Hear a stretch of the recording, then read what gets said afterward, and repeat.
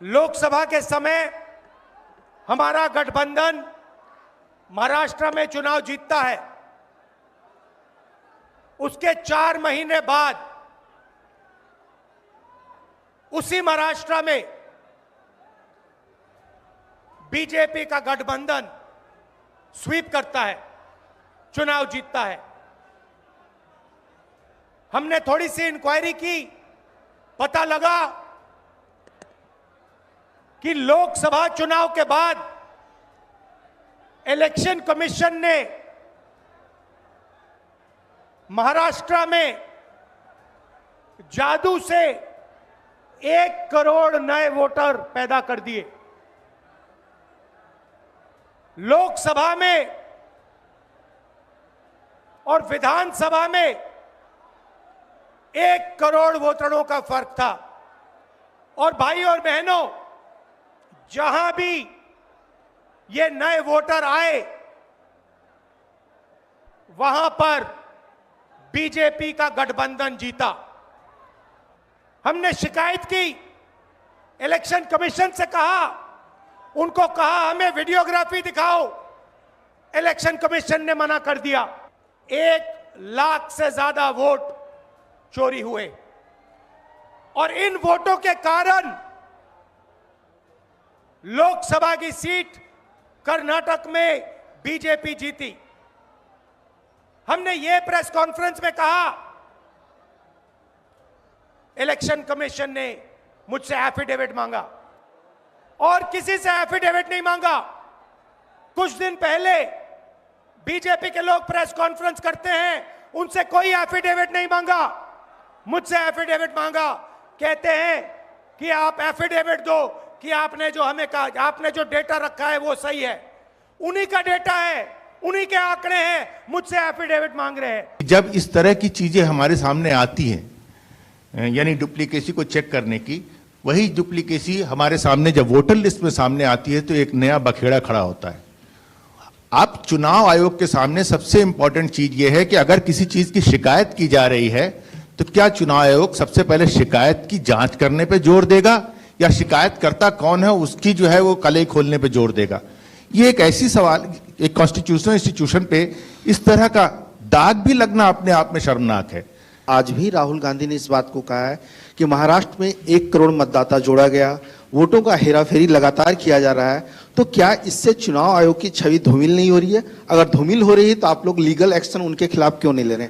शिकायत के ऊपर जांच क्यों नहीं होती? इस सवाल का जवाब भी देना बनता है। अगर मीडिया में किसी एक व्यक्ति के बारे में शिकायत आ जाए तो चुनाव आयोग कहता है कि नियम में तो नहीं है लेकिन कर लेनी चाहिए। वो सीईओ को बोलता है, या सीईओ कई बार चीफ इलेक्टोरल ऑफिसर स्वतः संज्ञान ले लेते हैं, डीएम स्वतः संज्ञान ले लेते हैं और जांच कर लेते हैं। लेकिन अगर आरोप 1.5 लाख मतदाताओं का हो तो क्या बिना किसी सबूत के, बिना किसी हलफनामे के 1.5 लाख मतदाताओं को नोटिस जारी कर दिया जाए?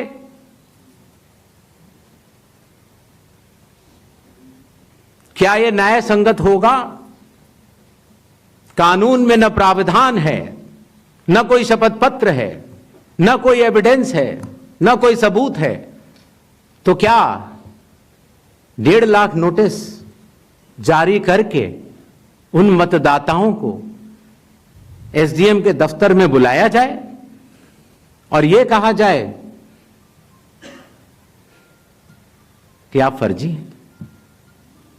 क्या मतदाता चुनाव आयोग से यह नहीं पूछेगा कि आपके पास क्या सबूत है? आज भी आपके मीडिया में चल रहा है, जितने नाम लिए गए सब एक एक करके सामने आ रहे हैं। और अगर चुनाव आयोग ने उनको नोटिस दिया होता तो हमारी साख गिरती कि बढ़ती?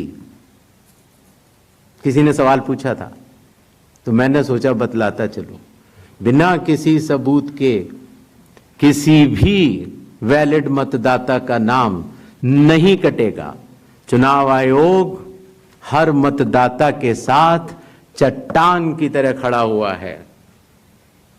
अगर कोई सोचता है कि एक पीपीटी देकर, जो कि चुनाव आयोग के आंकड़े नहीं हैं, चुनाव आयोग ने मतदाता सूची जरूर दी है,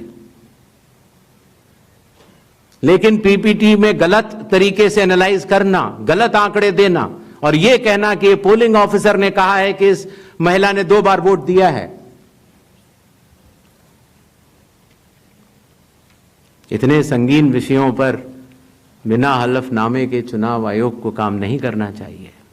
यह संविधान और कानून दोनों से विरुद्ध में होगा। और यह भी मैं आपको बतलाना चाहता हूं कि यह सवाल जो आया था ट्रस्ट, मैंने आपको पहले भी कहा था कि जहां तक मतदाताओं की बात है, हिंदुस्तान में 60% से ज्यादा वोटिंग होती है। जो दुनिया के बड़े बड़े जनतंत्र जिसके लिए सोच सकते हैं, दुनिया का सबसे बड़ा जनतंत्र है भारत। दुनिया का सबसे बड़ी मतदाता सूची हमारे पास है, लगभग 90 करोड़ से 100 करोड़ के बीच में।